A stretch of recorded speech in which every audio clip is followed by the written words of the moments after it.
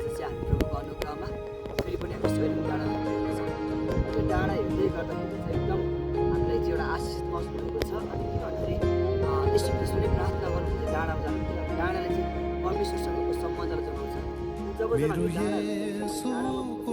डाँडामा हरेक डोमिनेट गर्छ। अनि जस्तै हामी यसले चाहिँ हाम्रो स्वर्गीय स्थानमा बस्न भइसकेको छ। अनि हामी यो ठाउँमा घोषणा गर्छौँ कि अब हाम्रो देशको नेपालमा चाहिँ ख्रीष्ट बाँच्दैछ।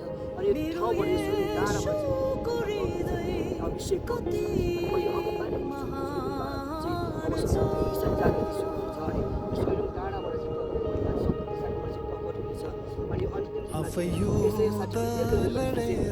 प्रकाशमान ज्योति आएको छ।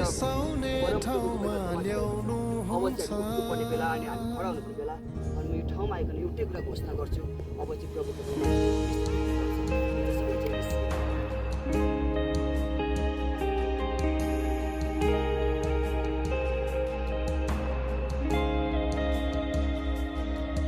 मेरो येशूको हृदय कति